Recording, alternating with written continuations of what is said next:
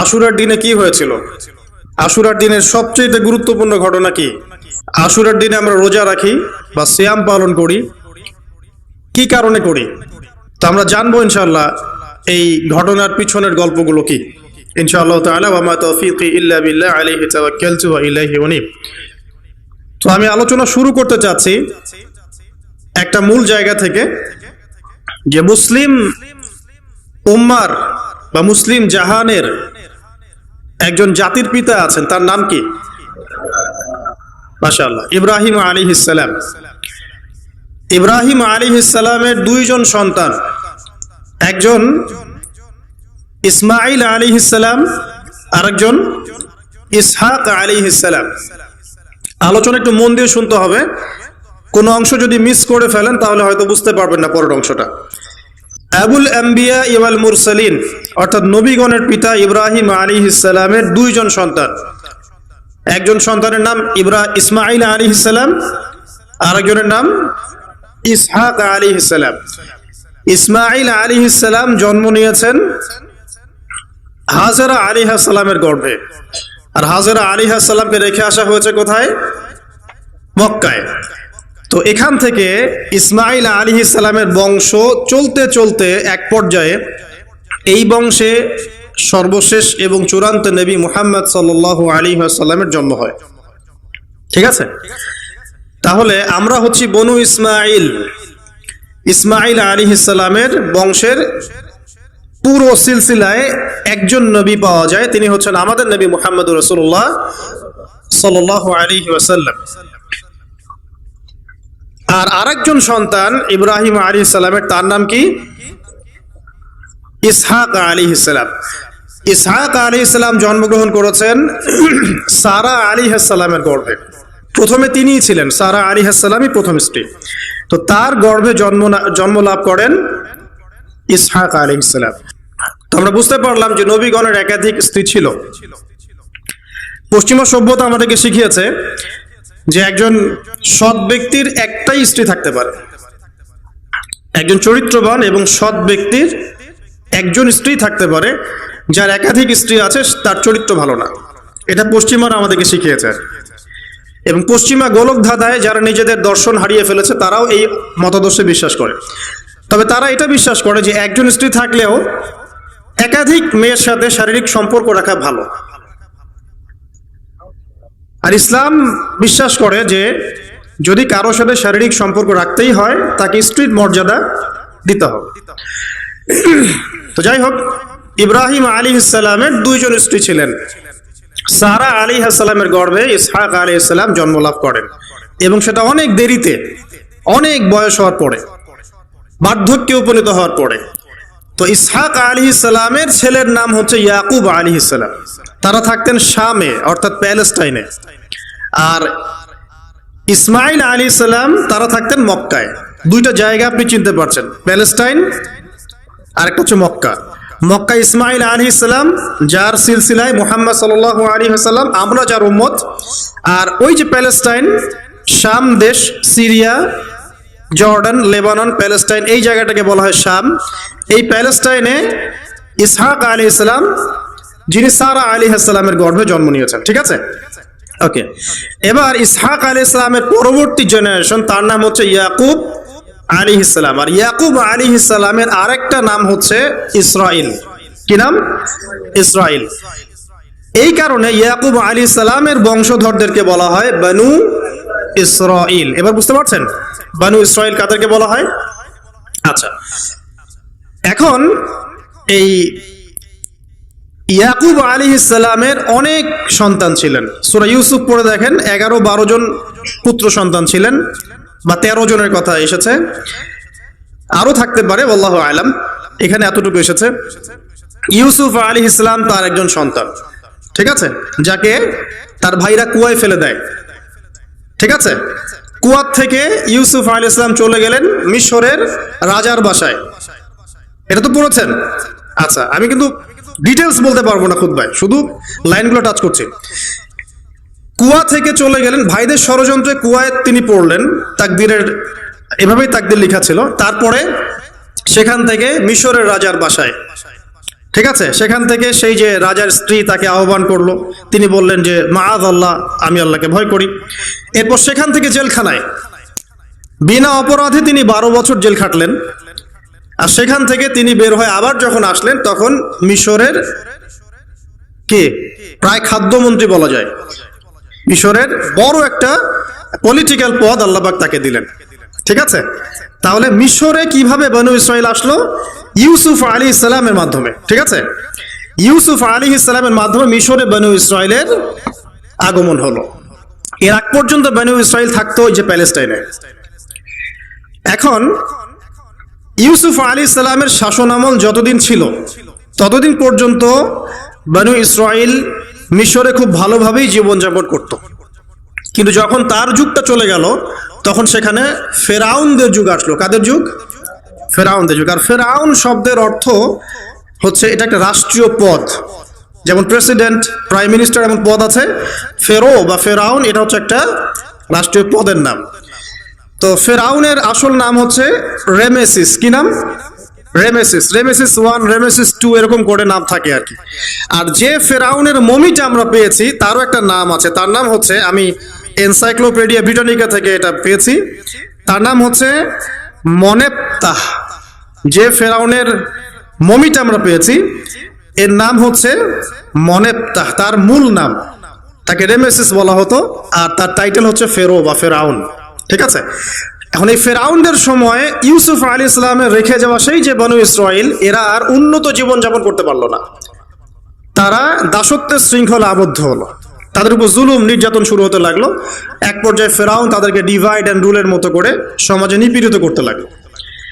আর ফেরাউনের অনেক পাপ ছিল, যে পাপটা আমরা আসলে অল্প কথায় ব্যাখ্যা করতে পারবো না। এক কথায়, সে নিজেকে আল্লাহ দাবি করেছিল। তারপরে সে সমাজের মধ্যে শিরকের প্রচলন ঘটাতো। সে কন্যা সন্তানদেরকে জীবিত রাখতো, পুত্র সন্তানদেরকে হত্যা করে ফেলতো। সে সমাজের মানুষদেরকে বিভক্ত করত, দুর্বলের উপর সবলের অত্যাচার চালাতো।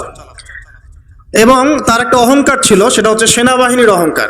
সে মনে করতো যে সে ওই সময়কার সুপার পাওয়ার, তাকে কেউ পরাজিত করতে পারবে না। ঠিক এখনকার বিশ্বের পরাশক্তিগুলোর মতোই তার দাম্ভিকতা ছিল আর কি। তো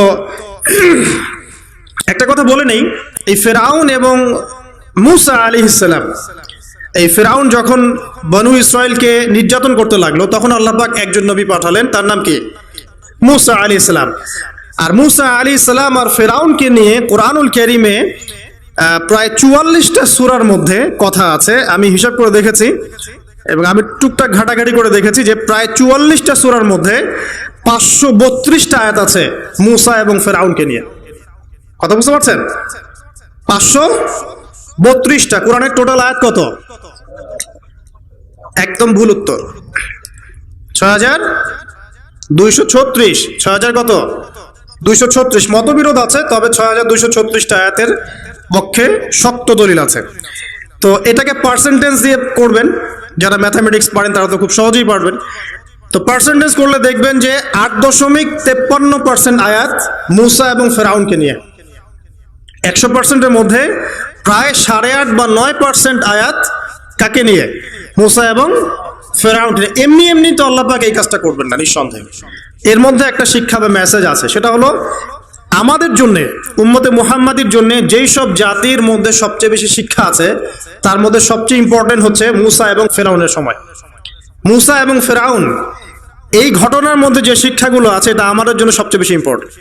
এই জন্য এত বেশি আয়াত নাজিল করা হয়েছে। কোরআনের যে কোনো সূরা খুলবেন দেখবেন মূসা আর ফেরাউন, মূসা আর ফেরাউন। কি কারণ? এমনি এমনি? নিঃসন্দেহে শেষ জামানে আমরা যারা বাস করব, তাদের জন্য এই ঘটনার মধ্যে বিশাল কিছু শিক্ষা আছে। শিক্ষাগুলো আমরা ইনশাআল্লাহ আজকে জানবো। তো এখন মূসা আলাইহিস সালাম এই ফেরাউনের যুগে জন্ম লাভ করলেন। তবে ফেরাউনকে জ্যোতিষীরা বলেছিল আগেই যে ওই শাম দেশ থেকে একটা আগুন আসছে যে তোমার সিংহাসনকে পুড়িয়ে ফেলবে। এর ফলশ্রুতিতে ফেরাউন যেটা করলো, সমস্ত পুত্র সন্তান যারা হতো এদেরকে তারা জবাই করে হত্যা করত। তো যখন জনগণ বলল যে কাজটা খুব খারাপ, প্রতিবাদ শুরু হলো, তখন 1 বছর গ্যাপ দেওয়া শুরু করলো। 1 বছর মারবে, আর 1 বছর রাখবে, আর 1 বছর মারবে, আর 1 বছর রাখবে। যেই বছর মারলো না সেই বছর জন্ম লাভ করলো মুসা আলাইহিস সালামের ভাই হারুন আলাইহিস সালাম। ঠিক আছে, উনিও কিন্তু নবী ছিলেন। আচ্ছা, আর যে বছর মারার কথা সেই বছর জন্ম লাভ করলেন মুসা আলাইহিস সালাম। এখন আমি খুব শর্ট করে বলছি, অনেক ডিটেলস বলতে গেলে 3টা বেজে যাবে, আজকে আসরও হতে পারে। তো এখন যে বছর মারার কথা সেই বছর জন্ম লাভ করলেন মুসা আলাইহিস সালাম। এখন মুসা আলাইহিস সালামের মা কিন্তু তখন খুব শঙ্কিত, ফেরাউন তার সন্তানকে হত্যা করবে। আল্লাহ রাব্বুল আলামিন কোরআনের মধ্যে বলেছেন সূরা কাসাসের মধ্যে, কোন সূরা? সূরা কাসাস। আমি 2টা সূরার নাম বলছি, আজকে বাসায় গিয়ে পড়বেন। এই 2টা সূরার মধ্যে সবচেয়ে বেশি হিস্ট্রি আছে মুসা এবং ফেরাউন এই বিষয়টার উপরে। একটা সূরার নাম হচ্ছে সূরা তাহা, এখানে সুন্দর করে ধারাবাহিকভাবে গল্পটা দেয়া আছে। আর একটা সূরা হচ্ছে সূরা কাসাস, এই 2টা পড়বেন অর্থ সহ। তো মুসা আলাইহিস সালামের মায়ের হৃদয়টা খুব শঙ্কিত ছিল যে তার সন্তানকে হত্যা করে ফেলা হবে। আল্লাহ রাব্বুল আলামিন বলছেন যে আমি তার কলবে ইলহাম করলাম। সুবহানাল্লাহ, আল্লাহ পাক তার মায়ের কলবের মধ্যে ইলহাম, মানে কি? ইলহাম হচ্ছে আল্লাহর পক্ষ থেকে প্রত্যাদেশ না, ওহী না, কিন্তু একটা বুঝ বা একটা নূর, একটা তাজাল্লি, একটা বসিরা ঢেলে দেওয়া। এটা কিন্তু নবুয়ত না, একটা কাজের চেতনা বা দৃঢ়তা আল্লাহর পক্ষ থেকে ঢেলে দেয়া। ঠিক আছে, তো তার মায়ের কলবের মধ্যে আল্লাহ রাব্বুল আলামিন ইলহাম করলেন যে তুমি তোমার সন্তানটাকে সিন্ধুকের মধ্যে ভরে ভাসিয়ে দাও নীল নদে।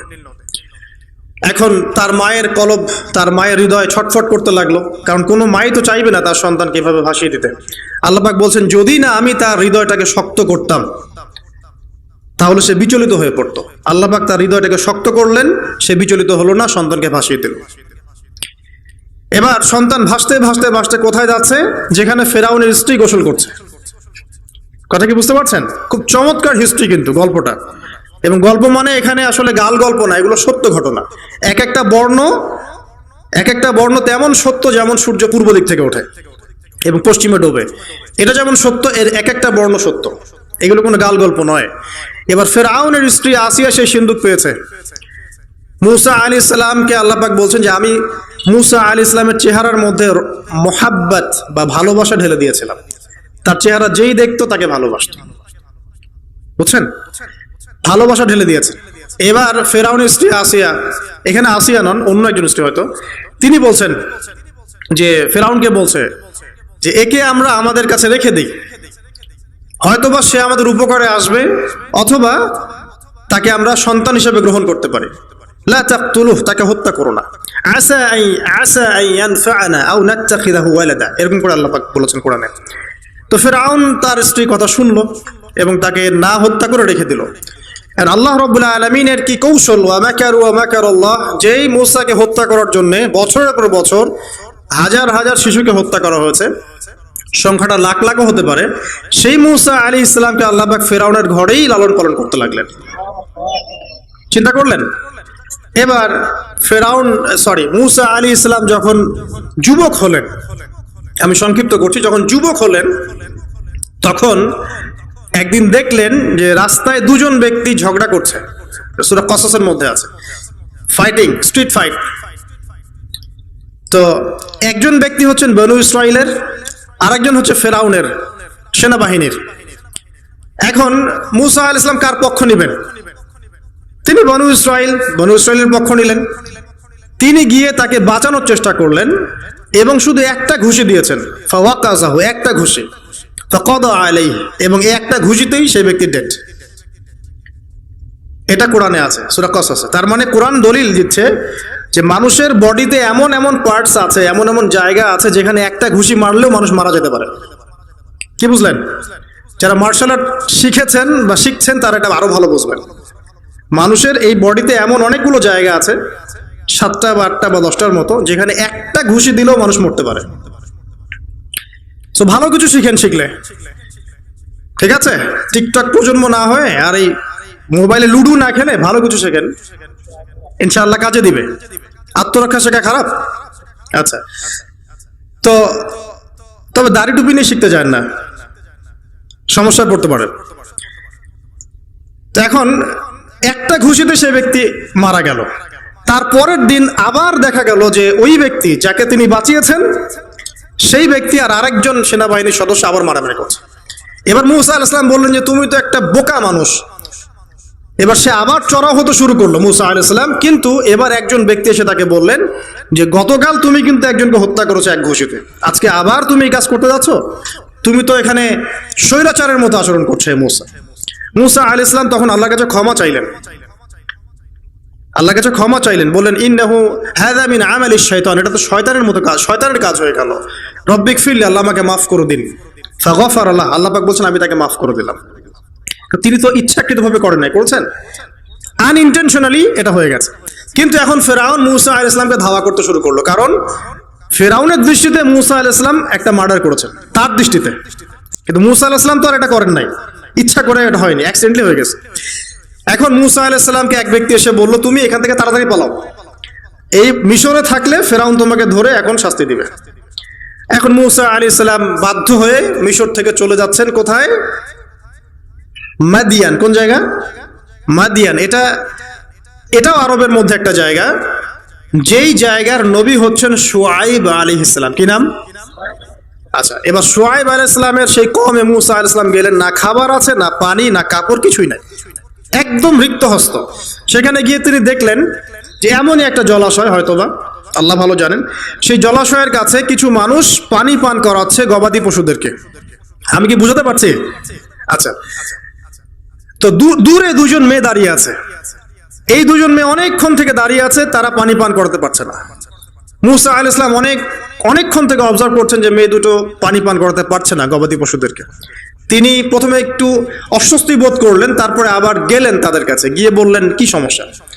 তখন সেই মেয়েরা বলল যতক্ষণ পর্যন্ত আমার কওমের লোকেরা এখান থেকে সরে যায় না ততক্ষণ আমরা পানি পান করাতে পারি না, কারণ আমরা দুর্বল, মেয়ে মানুষকে টাইম দিচ্ছে না আর কি। আর এদিকে আমাদের বাবা অত্যন্ত বৃদ্ধ মানুষ, বাসায় পড়ে আছেন একা। তখন মূসা আলাইহিস সালাম যুবক ছিলেন এবং তিনি কিন্তু শক্তিশালী ছিলেন, কওয়িউন আমিন, বিশ্বস্ত এবং শক্তিশালী। ওই যে এক ঘুষিতে মানুষ মারা মানুষ, কি মনে করছেন? তো তিনি এবার ওই গবাদি পশুদেরকে নিয়ে এসে পানি পান করালেন। পানি পান করিয়ে তিনি একটা গাছের ছায়ায় গিয়ে বসলেন। এই প্রত্যেকটা কথা কিন্তু কোরআনে আছে, প্রতিটা কথাই। সূরা কসস পড়েন, সূরা তাহা পড়েন। গাছের ছায়ায় বসে তিনি একটা দোয়া করছেন, এবার হাত উঁচু করে দোয়া করছেন, রব্বি, হে আমার প্রতিপালক, ইন্নী লিমা আনজালতা ইলাইয়া মিন খায়রিন ফাকির, হে আল্লাহ, আপনি আমার প্রতি যে রহমত বা যে করুণা বর্ষণ করবেন এর জন্য আমি ফকির হয়ে বসে আছি। দোয়ার ভাষাটা শুনছেন? আল্লাহ, আপনি আমার প্রতি যে করুণা বর্ষণ করবেন আমি এর জন্য ফকির হয়ে বসে আছি। তো প্রত্যেকটা নেক কাজ করার পরে এরকম দোয়া করা সুন্নত, দোয়া কবুল হয়ে যাবে ইনশাআল্লাহ। দোয়া সাথে সাথে কবুল হয়ে গেল। এখন ওই দুইজন মেয়ের মধ্যে একজন মেয়ে হেঁটে হেঁটে আসছে। ওই মেয়ে কিভাবে হেঁটে এসেছে সেটাও কোরআন বলেছে, কিভাবে হেঁটে এসেছে সেটাও কোরআনে বলেছে সূরা কসসের মধ্যে। সূরা কসসে আল্লাহ পাক বলছেন ওই দুইজন মেয়ের মধ্যে একজন হেঁটে হেঁটে আসলো লাজুক পায়ে। কেমন পায়ে? লাজুক পায়ে। যেই চলাফেরা আপনি এখনকার মেয়েদের মধ্যে দেখতে পারবেন না। এখনকার মেয়েদের হাঁটার মধ্যে লজ্জা আছে, লজ্জাশীলতার সাথে লাজুক ভঙ্গিতে সেই মেয়ে হেঁটে হেঁটে আসলো। আল্লাহ পাক সেই কথাটাও কোরআনে বলেছেন। এখনকার যে পশ্চিমা সংস্কৃতির অনুকরণ করে যে মেয়েরা, এদের মধ্যে আপনি এই ভাবটা পাবেন। তাদের হাঁটা দেখলে আপনি মনে হবে লজ্জা আছে ভিতরে কোনো। এই বিষয়টা নিয়ে খুব ভাবছিলাম। দেখেন সূরা আরাফের মধ্যে আল্লাহ পাক বলেছেন যে শয়তান তোমাদের পিতা এবং মাতাকে জান্নাত থেকে বের করে দিয়েছে, তোমরা শয়তান সম্পর্কে সতর্ক থেকো। যখন জান্নাত থেকে বের হয়ে যাবেন তার আগে যখন তারা ওই যে গাছের কাছে গিয়েছেন, সর্বপ্রথম যে ঘটনা ঘটেছে সেটা হলো গায়ের কাপড় খুলে গেছে। আমি কথা বুঝতে পারছেন না? ওই ফলের কাছে যাওয়ার পর সর্বপ্রথম যে ঘটনা ঘটেছে জান্নাতে, নিজেদের গায়ের কাপড় খুলে গিয়েছিল। এরপরে গাছের ছাল এবং গাছের যে বড় বড় পাতা জান্নাতের, এগুলো দিয়ে তারা লজ্জাস্থান ঢাকা শুরু করেছিলেন। এটাও কোরআনে আছে। এখন আল্লাহ পাক যখন নামিয়ে দিচ্ছেন দুনিয়াতে, আদম সন্তানদেরকে আল্লাহ পাক বলছেন যে তোমরা শয়তান সম্পর্কে সতর্ক থেকো, শয়তান কিন্তু তোমাদের পিতা মাতার কাপড় খুলে নিয়েছিল। কথা বুঝতে পারছেন? এখন খেয়াল করে দেখেন যে কাপড় খুলে নেওয়া দরকার হচ্ছে না, মানুষ অটোমেটিক কাপড় খুলে দিচ্ছে। কথা কি বুঝতে পারছেন? মনে করে একটা এক্সাম্পল দিই, আল্লাহ না করুক, ধর এই মাঠের মধ্যে 1,00,000 মানুষকে জড়ো করে এই মাঝখানে শহীদ মিনারের কাছে যদি আপনাকে কেউ জোর জোর করে 10 জন মানুষ ধরে কাপড় খুলতে চায়, আপনার কেমন লাগবে? একটু চিন্তা করেন, পুরুষ হিসেবে চিন্তা করেন, মহিলার কথা বাদ দেন। আপনি তো পুরুষ, আমাদের কি ভালো লাগবে? আমাদেরকে যদি বলে যে মেরে ফেলবো অথবা কাপড় খুলতে হবে, কোনটা নিবা? আপনি বলবেন হয়তো মেরে ফেল, তাও ভালো, তাই না? তাহলে ওই মানুষদের কথা চিন্তা করেন যারা ইচ্ছায় স্বেচ্ছায় লক্ষ লক্ষ মানুষের সামনে কাপড় খুলে ফেলছে। কেউ বাধ্য করছে না, কোনোভাবেই কেউ বাধ্য করছে না, নিজের ইচ্ছায় পুরুষ না নারী কাপড় খুলে ফেলছে। মিউজিক ইন্ডাস্ট্রি বলেন, ফিল্ম ইন্ডাস্ট্রি বলেন, এই যে এখনকার যে শোজ গুলো বলেন, হাওয়ায় তো মারতেছে দেশ এখন, তাই না? তো এই যে বিষয়গুলো দেখছেন, গেট আপ, ড্রেস কোড, মানুষ কি এটাকে জোর করে খুলে নিয়েছে গা থেকে? ইচ্ছা করে খুলে দিয়েছে। তাহলে এদের অবস্থান চিন্তা করেন যে এদেরকে কার সাথে তুলনা করবেন আপনি এখন? যদি বলেন পশুর সাথে, আমি বলবো তুলনা ঠিক হয়নি, কারণ কোনো পশুও নগ্ন চলে না। চলে? কোনো পশু নগ্ন চলে না। তুলনা একটা জাতির সাথে করতে পারেন। ওই যে ব্রাজিলের আমাজন জঙ্গল আছে, ওখানে দেখবেন কিছু কবিলা আছে যারা সমাজ থেকে টোটালি ডিটাচড, যারা না কাপড় কেমন করে পরতে হয়, সভ্যতা কি, সংস্কৃতি কি, ন্যায় কোনটা অন্যায় কোনটা, ওদের গেট আপ গুলো দেখবেন, এদের গেট আপ গুলো দেখবেন সেম। তাহলে এদের আদর্শ কোথায়? আল্লাহ পাক সূরা আরাফে বলছেন, শয়তান থেকে সতর্ক থেকো, তোমাদের পিতা মাতার কিন্তু তারা কাপড় খুলে ফেলেছিল শয়তান, তোমাদের কাপড় যেন শয়তান খুলতে না পারে, আল্লাহ পাক সতর্ক করেছেন। আর এখন আপনি খেয়াল করে দেখবেন, জোর করে না, স্বেচ্ছায় মানুষ কাপড় খুলে ফেলছে, এবং তারা পুরুষ না নারী। তো যে জায়গায় আসছিলাম, ওই মেয়ের হেঁটে আসাটা আল্লাহ রাব্বুল আলামিন ব্যাখ্যা করেছেন। সেই মেয়ে, 2 জন মেয়ের একজন মেয়ে হেঁটে হেঁটে আসছে মূসা আলাইহিস সালামের কাছে লাজুক ভঙ্গিতে, লজ্জায় মুখ নত করে, লজ্জাশীলতার সাথে এসে বলছেন যে আমার বাবা আপনাকে ডাকছে।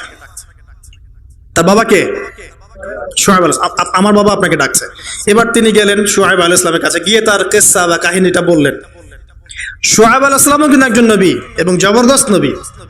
বলে রাখি, শুআয়ব আলাইহিস সালামের কওম সর্বপ্রথম সেই কওম, সর্বপ্রথম পৃথিবীতে ভূমিকম্প দিয়ে যে কওমকে ধ্বংস করে দেওয়া হয়েছে সেটা হচ্ছে শুআয়ব আলাইহিস সালামের কওম। আর 3টা বড় বড় ভূমিকম্প আমাদের সামনে অপেক্ষা করছে শেষ জামানায়। 3টা হবেই, একটা পৃথিবীর পশ্চিম দিকে, একটা পৃথিবীর পূর্ব দিকে। আর পূর্ব দিক বলতে কিন্তু আমাদের দিক, Indonesia, Malaysia, Bangladesh, Pakistan, Sri Lanka, India, এই পুরো জায়গা হচ্ছে পূর্ব দিক।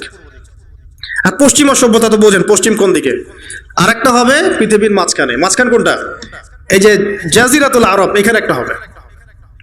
এটা হবেই, কোনো বিজ্ঞানী ঠেকাতে পারবে না।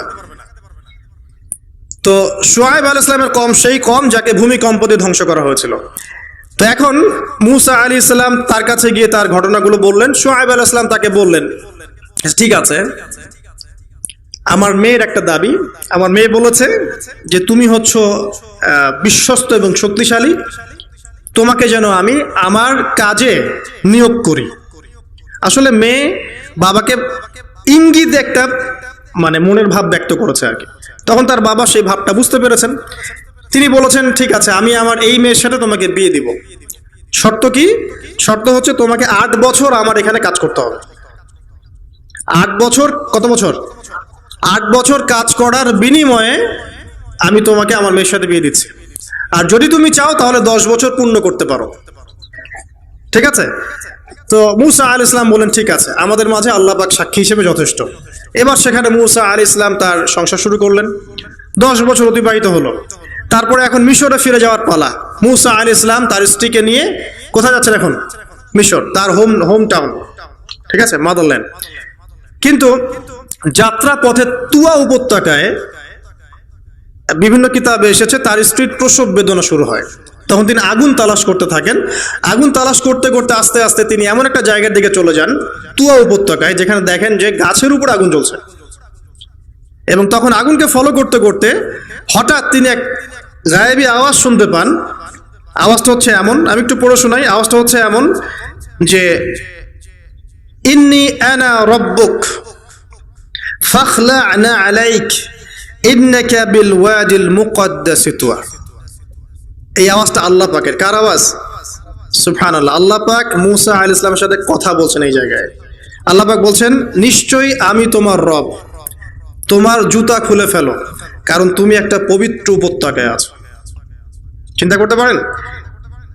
ওয়া আনা ইখতারতুকা, এবং আমি তোমাকে বাছাই করেছি হে মূসা, ফাসতামি' লিমা ইউহা, তুমি খুব মনোযোগ দিয়ে শোনো, আমি তোমার কাছে যা ওহী করছি এটা মনোযোগ দিয়ে শোনো। ইন্নানি আনা আল্লাহ, নিশ্চয়ই আমি আল্লাহ। আল্লাহ বলছেন ইন্নানি আনা আল্লাহ, নিশ্চয়ই আমি আল্লাহ। লা ইলাহা ইল্লা আনা, আল্লাহ বলছেন আমি ছাড়া কোনো ইলাহ নেই। ফা'বুদনি, আমার ইবাদত করো। ওয়া আকিমিস সালাতা লিযিকরি, আমার স্মরণের জন্য সালাত কায়েম করো। ইন্নাস সাআতা লাআতিয়াতুন, নিশ্চয়ই কিয়ামত অবশ্যই আসবে। আকাদু উখফিহা, আমি এটাকে গোপন রেখেছি। লিতুজজা কুল্লু নাফসিন বিমা তাসআ, যাতে করে প্রত্যেক নফসকে তার প্রতিদান দেয়া যায়। ফালা ইয়াসুদ্দান্নাকা আনহা মান লা ইউমিনু বিহা ওয়াত্তাবা'a হাওয়াহু ফাতারদা, যারা প্রবৃত্তির অনুসরণ করে তারা যেন তোমাকে এই বিষয়টার প্রতি ঈমান আনা থেকে দূরে রাখতে না পারে। আল্লাহ পাক এই পর্যন্ত বললেন। এরপর আল্লাহ বলছেন ওয়ামা তিলকা বিয়ামিনিকা ইয়া মূসা, মূসা তোমার ডান হাতে এটা কি? মূসা আলাইহিস সালাম বলছেন যে ক্বালা হিয়া আসায়া, এটা আমার লাঠি। তার সাথে কি ছিল? একটা লাঠি। আতাওয়াক্কাউ আলাইহা ওয়া আহুশু বিহা আলা গনামি ওয়া লিয়া ফিহা মাআরিব উখরা, এই লাঠি দিয়ে আমি গাছের ডাল ছাঁটি, গবাদি পশুদেরকে চড়াই, এছাড়া আমি আমার বিভিন্ন কাজে লাঠি ব্যবহার করি। আল্লাহ পাক বলছেন ক্বালা আলকিহা ইয়া মূসা, মূসা এটা নিক্ষেপ করো দেখি, হাত থেকে ছুঁড়ে মারো। মূসা আলাইহিস সালাম ছুঁড়ে মারলেন, ফাআলকাহা, তিনি ছুঁড়ে মারলেন, ফাইযা হিয়া হাইয়াতুন তাসআ, সাথে সাথে লাঠিটা ছোটাছুটি শুরু করলো সাপের মতো। অন্য সূরায় আছে এই দৃশ্য দেখার সাথে সাথে মূসা আলাইহিস সালাম উল্টা দিকে দৌড় দিয়েছিলেন। স্বাভাবিক, ভয় পাওয়া স্বাভাবিক। তো তখন আল্লাহ পাক বলেছিলেন যে তুমি ভয় পেও না, আমার কাছে নবীগণ ভয় পায় না। ঠিক আছে, অন্য সূরা এগুলো আছে, আমি শর্ট করে বলছি। এরপরে আল্লাহ পাক বললেন ক্বালা খুযহা ওয়া লা তাখাফ, তুমি এটাকে ধরো, এটাকে ভয় পেও না। সানুঈদুহা সিরাতাহাল উলা, তুমি ধরা মাত্রই সেটা আবার লাঠিতে রূপান্তরিত হবে। আরেকটা কাজ করো, ওয়াদমুম ইয়াদাকা ইলা জানাহিক, তোমার হাতটাকে বগলের নিচে নিয়ে যাও। তাখরুজ বাইদা মিন গায়রি সু, এটাকে বের করো, তারপর দেখবে এটা স্বচ্ছ আলো প্রদান করবে। সুবহানাল্লাহ, বগলের মধ্যে হাত নিয়ে আসো, হাতটাকে বের করো, দেখবে হাত থেকে স্বচ্ছ আলো বের হবে। এই দুইটা মুজিজা আল্লাহ পাক তাকে দিলেন। আয়াতান উখরা, এটা আরেকটা নিদর্শন। তো এখানে কি হলো? মূসা আলাইহিস সালাম নবুয়ত পেলেন। Shortcut key? মূসা আলাইহিস সালাম কি পেলেন? নবুয়ত পেলেন। নবুয়ত পাওয়ার সাথে সাথে আল্লাহ পাক তাকে দুটো মুজিজা দিলেন, একটা হচ্ছে লাঠি, একটা কি হাত বগল থেকে বের করলেই কি হবে? আলো বের হয়ে যাবে। এবার তার ডিউটি কি? আল্লাহ পাক ডিউটি দিচ্ছেন তাকে যে ইযহাব ইলা ফিরআউনা ইন্নাহু তাগা, এবার তোমার কাজ হচ্ছে তুমি ফেরাউনের কাছে যাবে, কারণ ফেরাউন সীমা লঙ্ঘন করেছে। তখন মূসা আলাইহিস সালাম বললেন রব্বি ইশরাহ লি সদরি, আল্লাহ আমার বক্ষটাকে প্রশস্ত করে দিন। মানে আমার তো সেখানে যাওয়ার সাহস হচ্ছে না, আমি তো সেখানে ওদের দৃষ্টিতে একজন খুনের আসামি, ওদের দৃষ্টিতে ওরা তো আমাকে পেলে হত্যা করে ফেলবে। আল্লাহ পাক বলছেন কাল্লা, কখনো না, তারা তোমাকে হত্যা করতে পারবে না। তখন তিনি দোয়া করছেন আল্লাহ আমার হৃদয়টাকে প্রশস্ত করে দিন, ওয়া ইয়াসসির লি আমরি, আমার কাজকে সহজ করে দিন। ওয়াহলুল উকদাতাম মিন লিসানি, আমার লিসান, আমার জিহ্বায় জড়তা আছে আল্লাহ, এটাকে দূর করে দিন। ইয়াফকাহু কওলি, যাতে মানুষ আমার কথা বুঝতে পারে। এই দোয়া করলেন, কবুল হয়ে গেল। এবং আরো দোয়া করলেন যে ওয়াজআলি ওয়াজিরাম মিন আহলি, আমার পরিবারের মধ্য থেকে একজন ওয়াজির দেন। ওয়াজির মানে সহায়ক, যেটা হচ্ছেন হারুন আলাইহিস সালাম, যাতে করে আমরা কি করতে পারি? বেশি বেশি আপনার জিকির করতে পারি এবং আমাদের কাজ সহজ হয়। আল্লাহ রাব্বুল আলামিন তার ভাই হারুন আলাইহিস সালাম কেউ নবুয়ত দান করলেন, দুজন মিলে। এখন আল্লাহ পাক বলেন ইযহাবা ইলা ফিরআউন, তোমরা দুজন ফিরআউনের কাছে যাও, ইন্নাহু তাগা, সে সীমা লঙ্ঘন করেছে। তবে ফাকুলা লাহু কাওলান লাইয়িনা, তার সাথে নরম সুরে কথা বলো।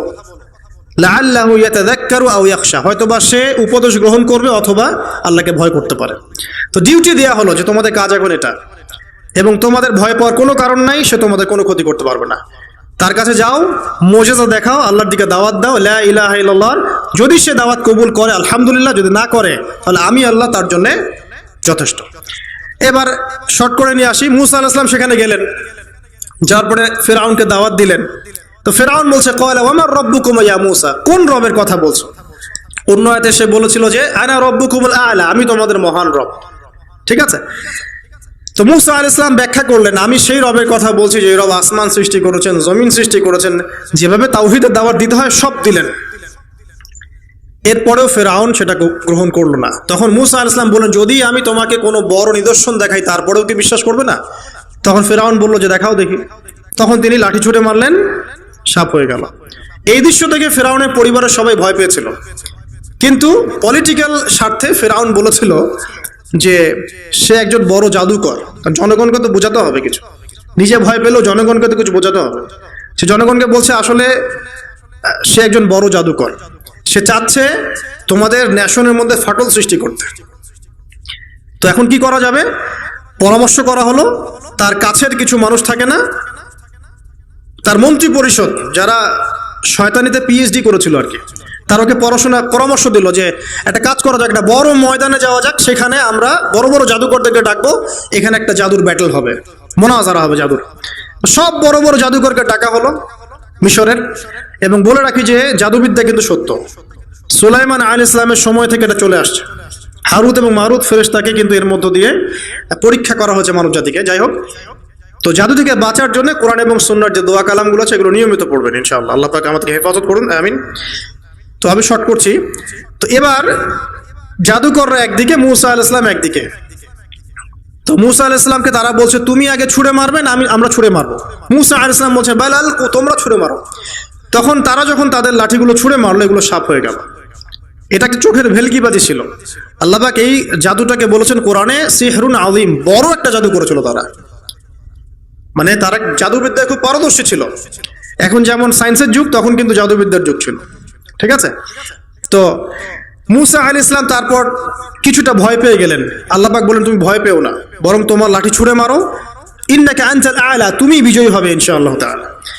এরপর মূসা আলাইহিস সালাম লাঠি ছুঁড়ে মারার সাথে সাথেই তার লাঠিটা যে সাপে রূপান্তরিত হলো, এই সাপটা বাকি সব সাপকে খেয়ে ফেললো।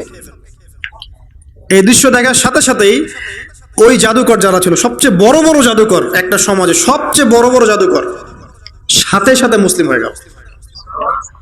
বললো যে আমান্না বিরব্বি হারুন ওয়া মূসা, আমরা মূসা এবং হারুনের রবের প্রতি ঈমান নিয়ে আসলাম। তখন ফিরআউন বলল যে ও আচ্ছা, তাহলে ইন্নাহু কাবীরুকুম আল্লামাকুমুস সিহর, তাহলে মূসাই হচ্ছে তোমাদের লিডার, যে তোমাদেরকে জাদু শিখিয়েছে। তাহলে পলিটিক্যাল লোকজনের কথাগুলো এরকমই হয়, সত্য কখনো স্বীকার করতে যাবে না।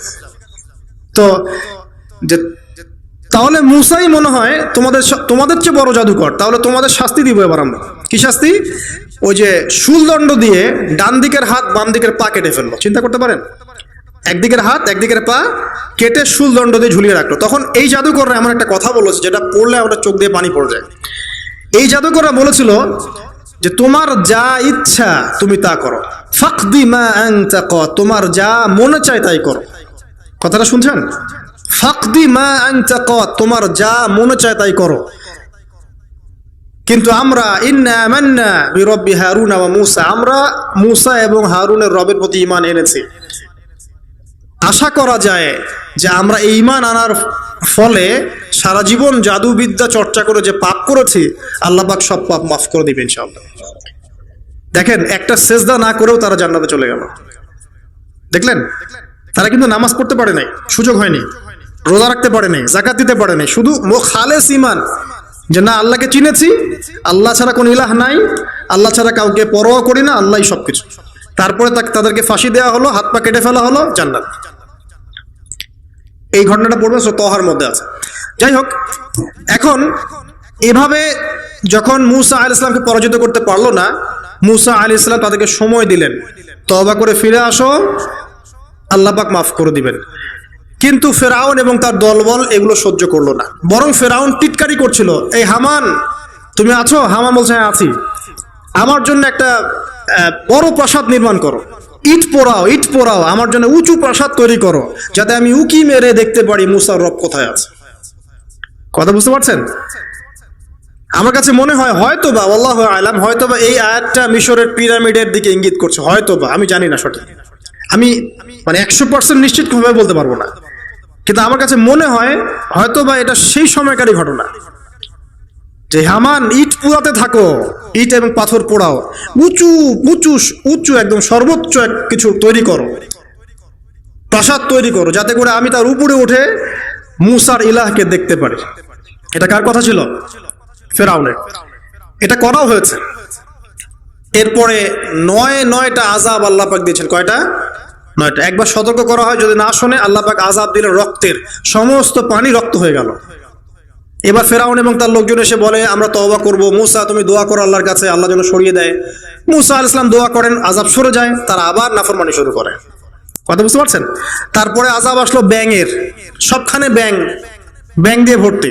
তারপরে আবার তওবা করার প্রত্যয় ব্যক্ত করলো, তওবা করলো না, আবার আযাব। এরপরে আযাব উকুনের, কিসের? উকুন। এভাবে একটা একটা করে আসতে থাকলো। এবার প্লেগ, তারপর ফড়িং। প্লেগ এমন ভাবে এসেছিল যে একদিনেই 70,000 মানুষ মারা গেছে। এভাবে 9টা আযাব আল্লাহ পাক দিলেন, কিন্তু ফেরাউন কিছুতেই ঈমান আনলো না। এবার সবশেষ পালা। সর্বশেষে মূসা আলাইহিস সালাম বললেন যে বনু ইসরাইলকে আমার সাথে যেতে দিবা কিনা সেটা বলো। তো এখন যেহেতু অনেক মানুষ মারা যাচ্ছে প্লেগে, সবশেষে গিয়ে মূসা আলাইহিস সালামের কাছে ফেরাউন এবং তার এই যে হামান, কারুন, যারা ছিল, এরা নমনীয় হলো এবং বলল ঠিক আছে, তোমরা বনু ইসরাইলকে নিয়ে এখান থেকে বের হয়ে যাও, মিশরে আমরা আর কোনো আপদ চাই না, তোমরা চলে যাও এখান থেকে। এবার যখন মূসা আলাইহিস সালাম এবং বনু ইসরাইল এখান থেকে বের হয়ে যাচ্ছেন, বলা হচ্ছে তাদের সংখ্যা ছিল প্রায় 30 লক্ষ, কেউ বলেছেন 40 লক্ষ। সংখ্যাটা ফ্যাক্ট না। বনু ইসরাইলের একটা বড় কম ছিল, 10 থেকে 20% মানুষ মিশরের বনু ইসরাইল ছিল। তারা এখন বের হয়ে যাচ্ছেন রাতের অন্ধকার শেষ হয়ে ফজরের সময়। ফেরাউনের মাথায় আবার শয়তানি চাপলো।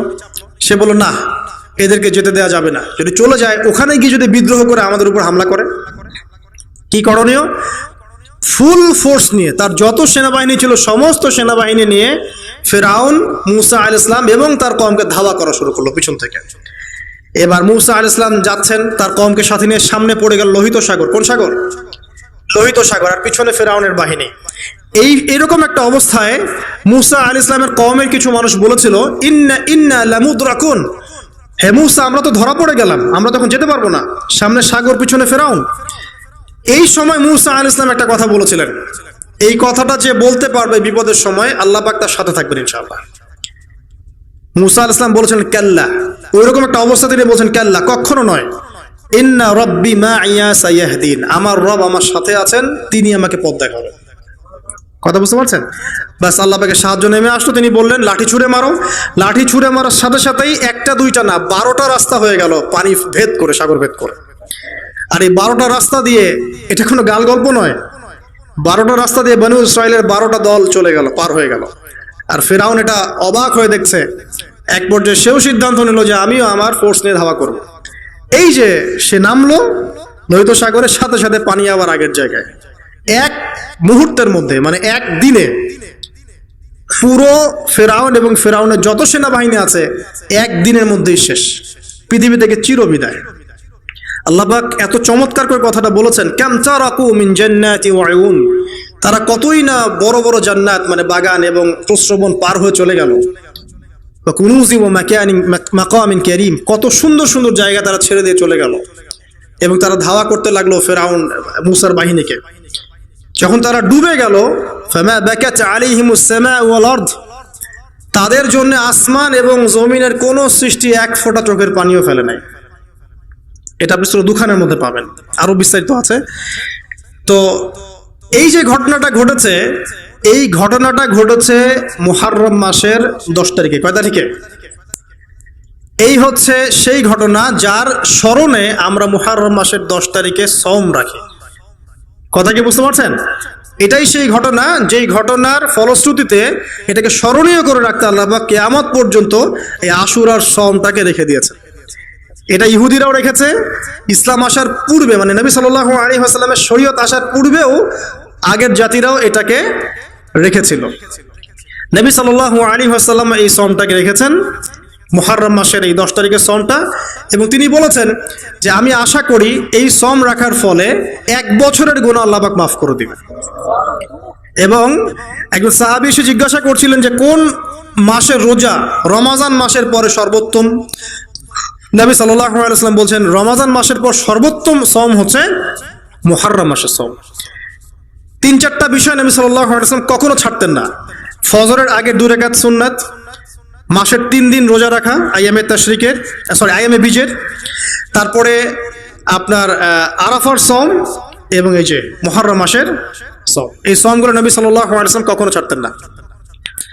আরও এসেছে একটা বর্ণনা, আমি এটা পেয়েছি ফয়জুল কালামের মধ্যে, যে আশুরার সম রাখার পাশাপাশি ওই দিন যদি আপনি পরিবার বর্গের উপর খরচ করেন, ইনশাআল্লাহ আপনাকে সারা বছর আল্লাহর পক্ষ থেকে রিজিকের প্রশস্ততা দেওয়া হবে ইনশাআল্লাহ। তো পরিবার বর্গের প্রতি আপনি খরচ করতে পারেন। এখন এই যে ঘটনা দেখেন, এই ঘটনার মূল পিছনে গল্প কি? জালেমের ধ্বংস, মাজলুমের মুক্তি, তাই তো? জালেমের ধ্বংস, মাজলুমের মুক্তি, এটাকে স্মরণীয় করে রাখার জন্য আল্লাহ রাব্বুল আলামিন এই আশুরার সওমটাকে রেখেছেন। নবী সাল্লাল্লাহু আলাইহি ওয়াসাল্লাম বলেছেন যে ইহুদিরা একদিন রাখে, 10 তারিখে সওম রাখে। আমি যদি বেঁচে থাকি ইনশাআল্লাহ আগামী বছর 9 তারিখ বা তার পরে, একদিন আগে বা একদিন পরে আমি সওম রাখবো। কোনো বর্ণনা এসেছে একদিন আগে 9 তারিখে সওম রাখবো। তো আমরা দুটো রাখার চেষ্টা করবো। কয়টা? দুটো, হয় 10, হয় 9, 10 অথবা 10, 11 ইনশাআল্লাহ। আশা করো যে 1 বছরের গুনাহ আল্লাহ পাক মাফ করে দেবেন ইনশাআল্লাহু তাআলা। আর বেশি বেশি মুহররম মাসে সওম রাখতে পারেন, ইস্তেগফার করতে পারেন, তাসবিহ তাহলিল করতে পারেন, এবং এই মাসে যে ঘটনাটা ঘটেছে আপনার মুসা আলাইহিস সালাম এবং ফিরআউনের, এই ঘটনাটাকে চর্চা করবেন, এটাকে প্রচার করবেন, প্রসার করবেন, এর মধ্যে থেকে শিক্ষাগুলোকে নিজের জীবনে বাস্তবায়ন করার চেষ্টা করবেন ইনশাআল্লাহ তাআলা। আল্লাহ পাক সবাইকে তৌফিক দান করুন, আমিন। শেষ করার আগে আমি এই কনক্লুসিভ জায়গাটাতে যাচ্ছি। দেখেন, এরপরেও কিন্তু বনু ইসরাইল শুধরে যায় নাই। তারা চোখের সামনে দেখলো যে ফেরাউন ডুবে মরলো, তারা পার হয়ে গেল। ঠিক পার হয়ে যাওয়ার পরেই অল্প কয়েকদিনের ব্যবধানেই তারা বাছুর পূজা শুরু করেছিল। কি পূজা? সামেরি নামক একজন ব্যক্তি সোনা দিয়ে একটা মানে গরুর মূর্তি করেছিল, এই মূর্তি পূজা তারা শুরু করেছে এই মুক্তির মাত্র কয়েকদিন পরেই। এটা সেই বনু ইসরাইল। তারপরে যখন মুসা আলাইহিস সালাম তাদেরকে রেখে গিয়েছেন তুর পাহাড়ে আল্লাহর সাথে একান্ত সাক্ষাতের জন্য, কথাবার্তা বলার জন্য, তাওরাত আনার জন্য, এই 40 দিনের ব্যবধানেই তারা আবার শিরক করা শুরু করেছিল। মুসা আলাইহিস সালাম সেই তাওরাত এনে দেখেছেন যে তারা পথভ্রষ্ট হয়ে গেছে, এবং তিনি রাগে তাওরাত ছুঁড়ে মেরেছিলেন, এটাও কোরআনে আছে। এবং তার ভাই হারুন তার চুল এবং দাড়ি তিনি চেপে ধরেছিলেন, তোমাকে রেখে গেলাম, তুমি কি করলা? তখন হারুন আলাইহিস সালাম বলেছিলেন যে আমি আমার নিজের নফসের ভয় করছিলাম যে তারা আমাকে হত্যা করে ফেলতে পারে, অথবা বনু ইসরাইলের মধ্যে বিভক্তি সৃষ্টি হতে পারে, এই জন্য আমি কিছু বলতে পারি, আমি মাজলুম ছিলাম।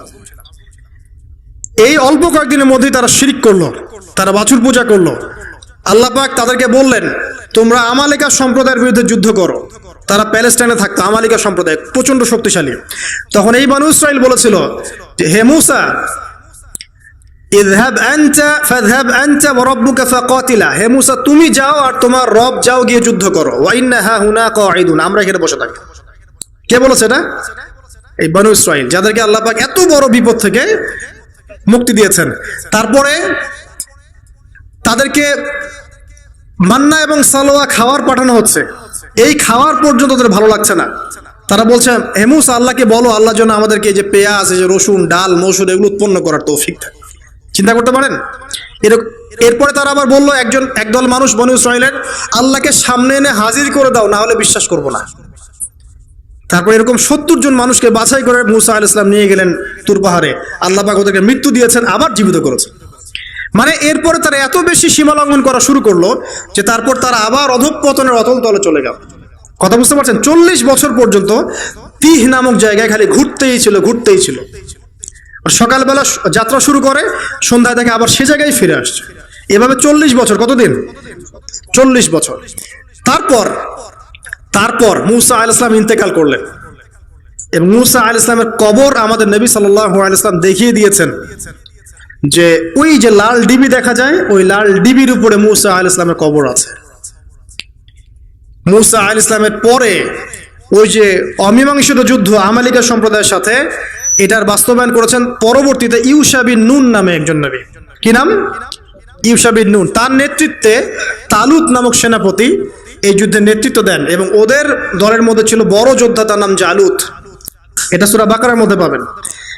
আর এই তালুতের আন্ডারে ছিল দাউদ আলাইহিস সালাম, যিনি তীর নিক্ষেপ করেছিলেন আর জালুতের চোখে গিয়ে লেগেছিল। কথা বুঝতে পারছেন? এই যুদ্ধে ইউশা বিন নুনের নেতৃত্বে এই যুদ্ধে বনু ইসরায়েল জয়লাভ করে ওই ফিলিস্তিন দখল করে এবং ফিলিস্তিনের প্রবেশাধিকার পায়। তারা ওই বাইতুল মাকদাস সহ পুরো হোলি ল্যান্ড, যেটাকে বলে পবিত্র ভূমি, তারা সেখানকার অধিবাসী হওয়া শুরু করে। আল্লাহ পাক তাদেরকে সেই জায়গা দান করেন এবং আল্লাহ পাক শর্ত দান করেন, তোমরা যদি সৎ থাকো এই জায়গা তোমাদের আন্ডারে থাকবে, যদি অসৎ হও, সীমা লঙ্ঘন করো, আবার আগের মতো এখান থেকে তোমাদেরকে বের করে দেওয়া হবে। তারা কিছুকাল সৎ ছিল, তারপর তারা দুইবার সীমা লঙ্ঘন করেছে। কয়বার? 2 বার।